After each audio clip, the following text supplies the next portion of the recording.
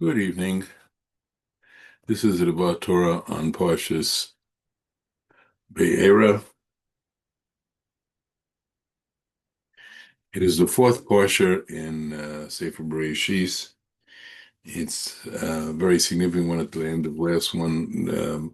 Hashem commanded Abraham to do the bris milah, accept the covenant, and his name was changed to Abraham and hers to Sarah. And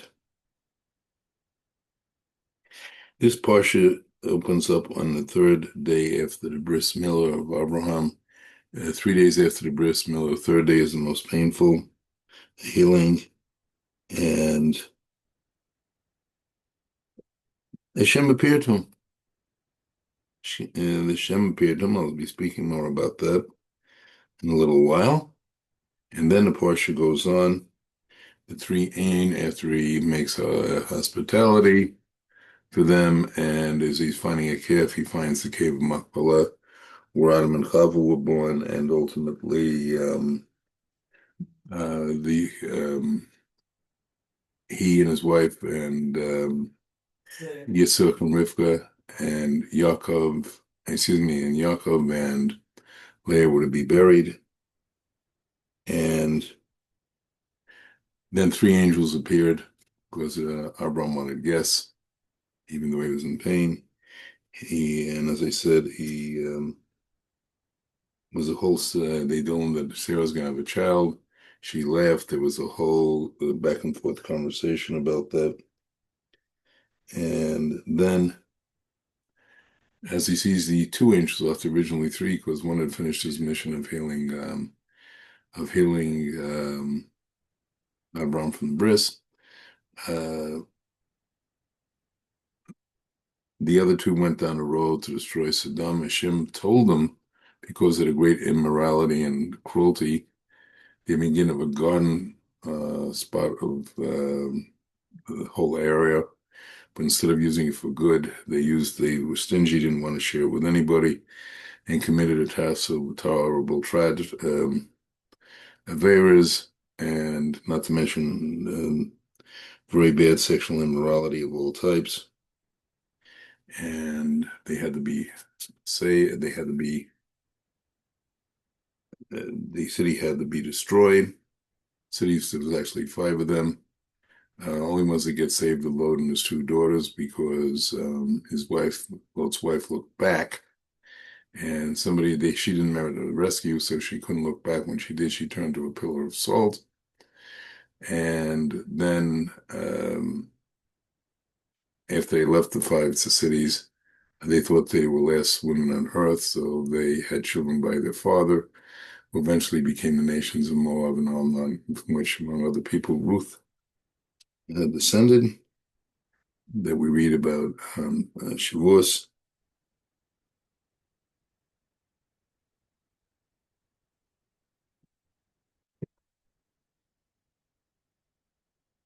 And then Abraham went to the land of Abimelech. And, they eventually make a covenant, and he's offered to be in the land. And then Yitzhak was born. It's a great celebration. And 3 years later, he's weaned, and Yitzhak was treated very poorly by Hagar's son, Ishmael, and he sent out the Hashem promised to make Ishmael a great nation. And at that time, a treaty was made between Abimelech and Abraham, and then it was the final test that Hashem commanded him to Abraham to sacrifice Yitzchak, and he did. And after that, it was announced he received the message of everybody that was born of his relatives, including Rivka, and that is where the Parsha completes itself. Now, what I'd like to focus on are the first couple of verses of the whole Parashat.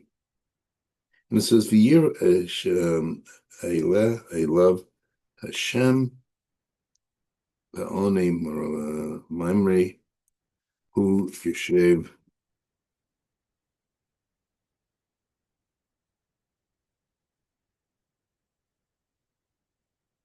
Petago Kolkam Hayom at the entrance of the tent in the heat of the day.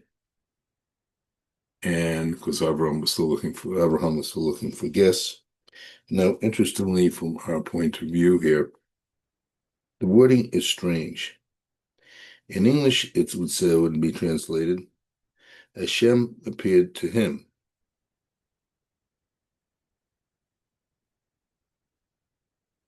Instead, in Hebrew, it's Yireh, a love Hashem. The word a love to him is placed between the words Yirah and Hashem. So it's very unusual wording. Because normally you would say, Reuven appeared to Shimon, or Hashem appeared to Abraham, Yitzchak, Yaakov. It has this one time only. In this verse, it has this strange wording. So there's a question of what was the reason for the strange wording? And I'm going to go through a few explanations of that. Now, the most common one, the most one commonly known, and this is partially based in the Orach Chaim HaKodesh, is that, and Midrashim, is that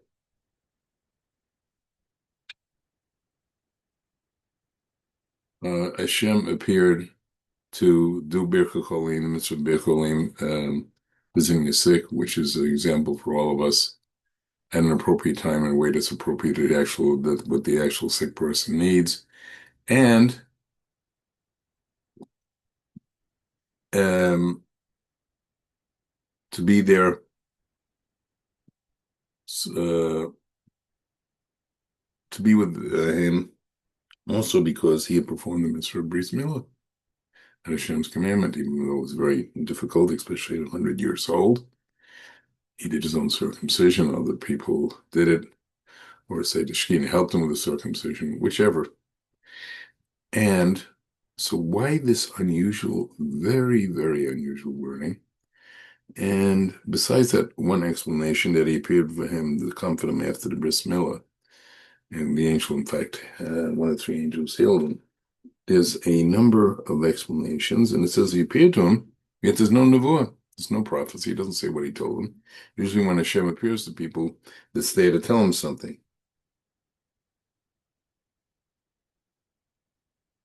Now, it should be noted that when it says it appears, this is a prophetic vision.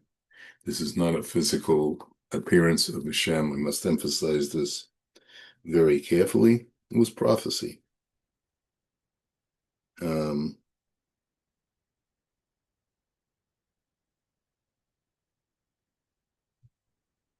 So later on it says, Yiras Hashem El. I am El Shaddai, is where he said he appears to Yasmin, I'll give the land. We have the different wording. Now,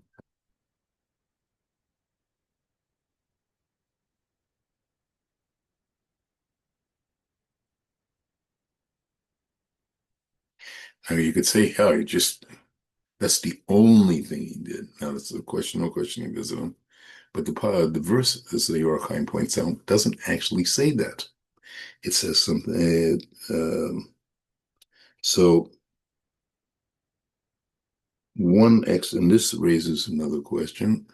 What was the difference in this? I'll explain. What's the difference between Avram before and after Avram becoming Abraham, before and after the Bris Milah, when he got the prophecy before in Parshas Lech Lecha?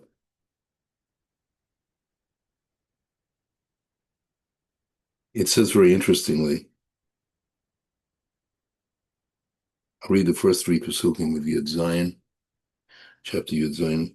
V'hi Avraham min tishim shana v'teshu shanim in Yiras Hashem al Avram and Omer elav Ani el Shaddai Dehilech Lifnei Haya Tamid. When he was 99 years old, Hashem appeared to Avram and said to him, I'm El Shaddai, walk before me and be perfect.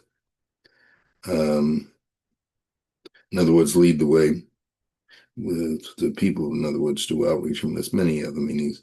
Ani hine brisi, itak vahiti la'av, among goyim.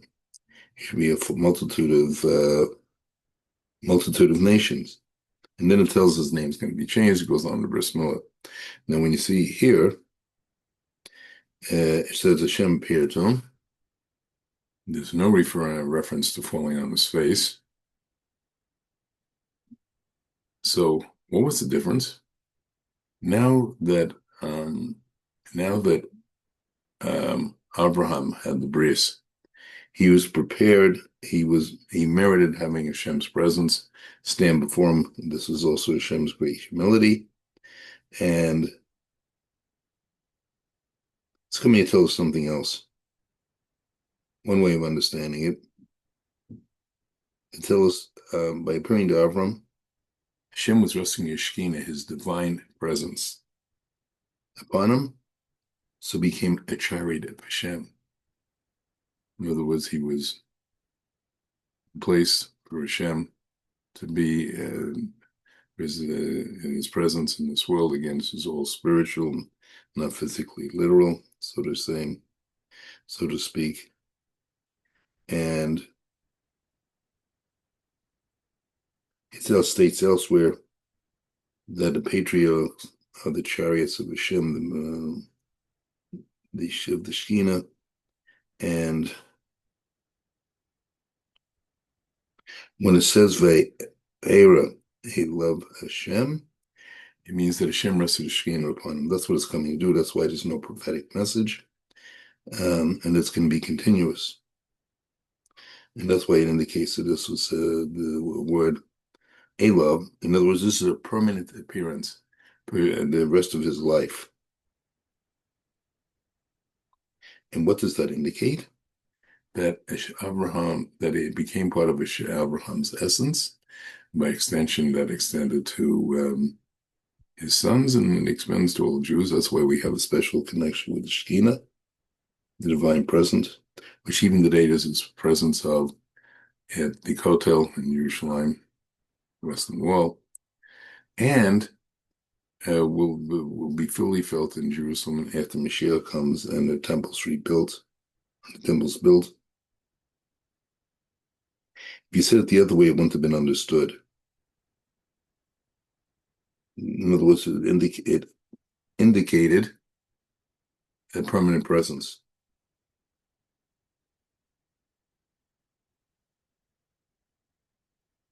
And how do we know that?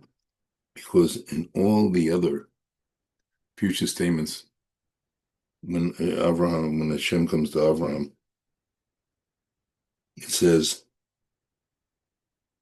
Ela Yomer Hashem, and then it will say, Yom Hashem. Said Hashem to Avraham. Why didn't I have to say appeared again? Because the Shekhinah was permanently present with him. So it didn't have to say that again. Why? Because he was a chariot of Hashem,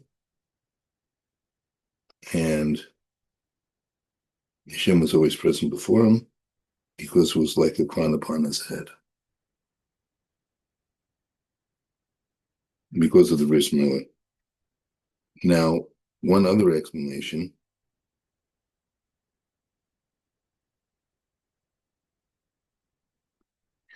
It means he was shone upon him a full prophetic light. He got to see much higher than before he had the Bris Milah. And it says Vayeira Elav Hashem rather than Vayeira Hashem Elav, meant that Abraham was now able to see Hashem's presence fully. And what presence are we talking about? Yud Kei Vav Kei, the CNF name, Havaya, that is the name with which Hashem created all the levels of worlds, the whole physical and also spiritual worlds. And he was getting a new level of prophetic vision by saying, was before that, if you look at the previous parsha, it was El Shaddai, not Yud Kei Vav Kei, not that high exalted name. And another meaning. So therefore, it's telling us a complete prophecy. Now, there's a question that you can raise on that we say that the Avot did not have, and the Oracle says this, did not have the prophecy, the Avot, Abraham, Yitzhak, and Yaakov did not have that level of prophecy that was going to come later with the name Yud Kei Vav Kei of Hashem, but it's in that Moshe later had. I'm going to suggest it's not somebody will claim, but I would like to suggest this is not a problem, because if you look at it,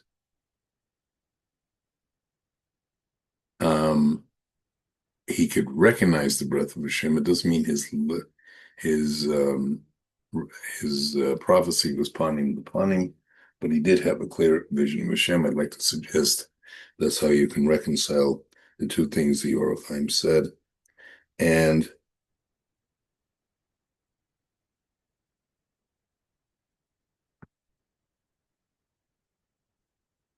now another one that is brought on this explanation is the words of the Yishmak Moshe, commentator from a couple of hundred years ago, who said the following: if you look at the fact that it said he fell on his face when it came to El Shaddai before the Bris Milah, and now it's saying he sat there and Shekhinah waited from it, it's explaining something even more fundamentally deep, which was that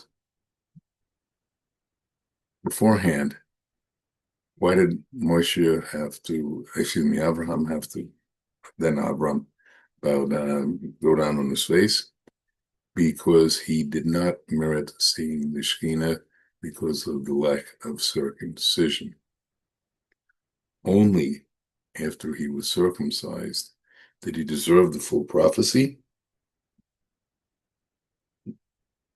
and Hashem revealed it to him at that point. And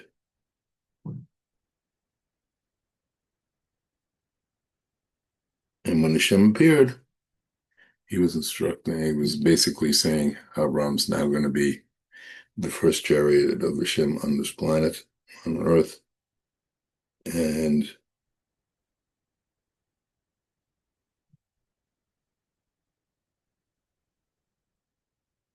And it goes on. He goes on to some deeper stuff there, but for now, I want to conclude with that. So we are a very special people. We all have that Shekhinah. We can all feel the divine presence. On some level, they say the Shekhinah exists when we're learning Torah. If a couple has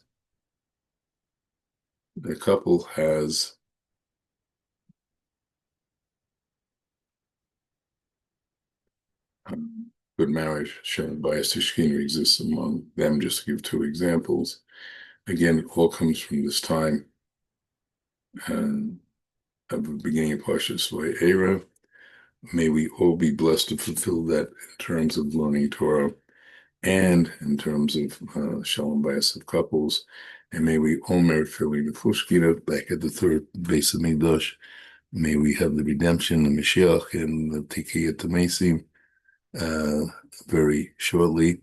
Good Shabbos and Shabbat Shalom.